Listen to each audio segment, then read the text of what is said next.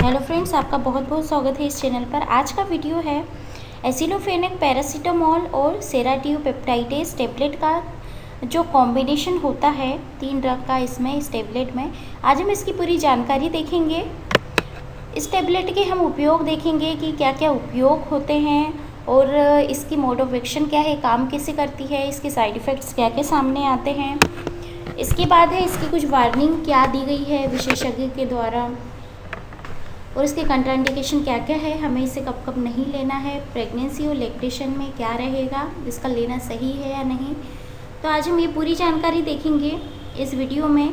पूरा वीडियो देखने तक बने रहिए और अगर आप चाहते इसी तरह के आपके पास वीडियो आते रहें तो आप सब्सक्राइब ज़रूर कीजिएगा और बेल आइकॉन प्रेस कीजिएगा। तो आइए देखते हैं आज का वीडियो। एसिलोफेनेक, पैरासीटामोल प्लस सेराटियोपेप्टाइडेस का हम यूज़ देखते हैं इस टेबलेट का कॉम्बिनेशन का। ये जो टेबलेट है पेन रिलीफ के लिए यूज़ होती है और कुछ कंडीशंस होती हैं जैसे कि हेडेक होता है, माइल्ड माइग्रेन या इसके बाद है कुछ अदर पेन्स होते हैं जैसे पेनफुल मेंसेस होता है। इसके बाद है फीवर में होता है, फ्लू में होता है, बोन और जॉइंट पेन में होता है, रूमेटॉइड आर्थराइटिस में यूज़ किया जाता है, ऑस्टियो आर्थराइटिस में इसका यूज़ होता है, सर दर्द। इसके बाद है टूथ एच, आपके टीथ में अगर दर्द है, मेंस्ट्रुअल पेन। इसके बाद है कोल्ड एंड श्योर थ्रोट, अगर आपके जबड़े में दर्द हो रहा है ना, कोल्ड है, किसी प्रकार की कहीं स्वेलिंग है, इन्फ्लामेशन है, मतलब कि सूजन आ गई है, तो इन सब कंडीशन में इस टेबलेट का उपयोग किया जाता है। अब हम ये देख लेते हैं कि ये काम कैसे करती है टेबलेट। तो फ्रेंड्स, जो एसिलोफेनेक, पैरासीटामोल और सेराटियोपेप्टाइडेस का जो कॉम्बिनेशन है, इसमें 3 ड्रग का कॉम्बिनेशन है। तो हम तीनों की मैकेनिज्म ऑफ एक्शन देखेंगे। एसिलोफेनेक जो है वो पेन को और इन्फ्लामेशन को रिड्यूस करती है। ये NSAID ड्रग्स की क्लास की ड्रग है।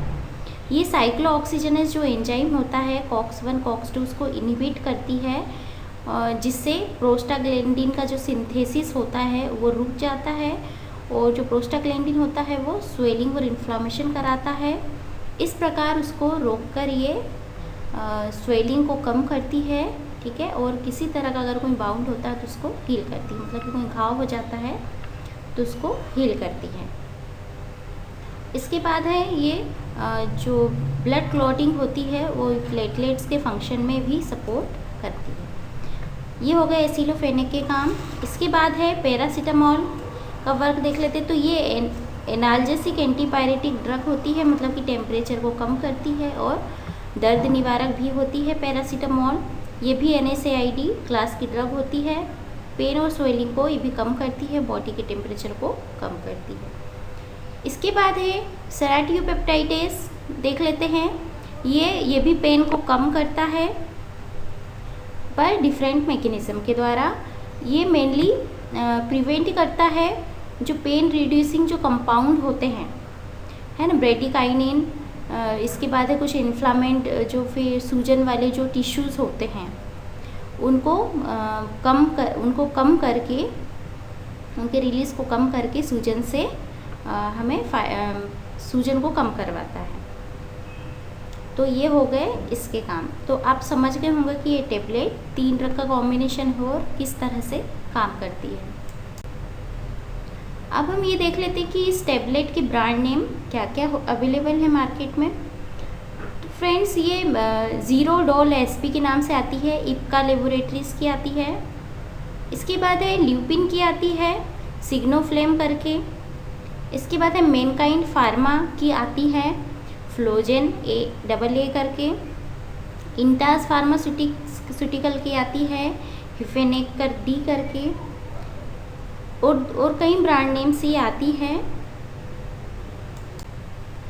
अब हम ये देख लेते हैं कि इस टेबलेट के साइड इफ़ेक्ट्स क्या क्या हैं। तो कॉमन जो साइड इफ़ेक्ट्स हैं वो है एब्डोमिनल पेन, पेट दर्द होना, चक्कर आना, उल्टी आना। इसके बाद है इंडाइजेशन हो जाना, स्किन रिएक्शन, कुछ स्किन में रेडनेस, रैशेस आ जाना, भूख नहीं लगेगी, लॉस ऑफ एपेटाइट। इसके बाद है कुछ हेपेटिक डैमेज हो सकता है ना, लीवर में प्रॉब्लम हो सकती है। अब हम ये देख लेते हैं कि एक्सपर्ट की एडवाइस क्या है इस टेबलेट कॉम्बिनेशन के लिए। तो ये जो टेबलेट होती है, अगर इसका कॉम्बिनेशन पेन रिलीफ या इन्फ्लेमेशन के लिए डॉक्टर ने आपको प्रिस्क्राइब किया है तो ये खाने के बाद ही लें ये टेबलेट। अगर पहले लेंगे तो स्टमक अपसेट हो सकता है, कई प्रकार की परेशानियां हो सकती हैं। इसके बाद चक्कर आ सकते हैं, नींद ज़्यादा आ सकती है इसको लेने से। आप ड्राइव ना करें इस टेबलेट को लेने के बाद, क्योंकि आपको नींद आ सकती है और आपका फोकस जो है वो गड़बड़ हो सकता है। इसके बाद है इस टेबलेट को लेने के बाद आपको अल्कोहल को अवॉइड करना है, नहीं लेना है, क्योंकि इससे आपके लीवर डैमेज की रिस्क बढ़ सकती है। इसके बाद है ये जो ड्रग है, ये जो टेबलेट है, इसको किसी भी आप अदर जो पेन फीवर या जो कोल्ड की कफ या कोल्ड की जो अदर मेडिसिन है उसके साथ उपयोग नहीं करें, और अगर उपयोग कर रहे हैं तो आपके डॉक्टर से ज़रूर बात करें।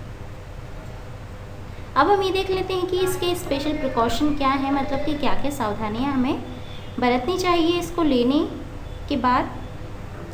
तो अगर आपको कोई स्किन रिएक्शन हो सकती है, एलर्जी है, तो आपके डॉक्टर को आप ज़रूर बताएं। या आपकी कोई सर्जरी होनी है या हुई है, या आप ब्रेस्ट फीडिंग करा रहे हैं, तो आपके डॉक्टर को बताना बहुत ज़रूरी है इसको लेने से पहले। इसके बाद है ये लैक्टेशन में महिलाओं को नुकसान पहुंचा सकती है। इसके बाद है ड्राइविंग को अवॉइड करें, अल्कोहल को अवॉइड करें।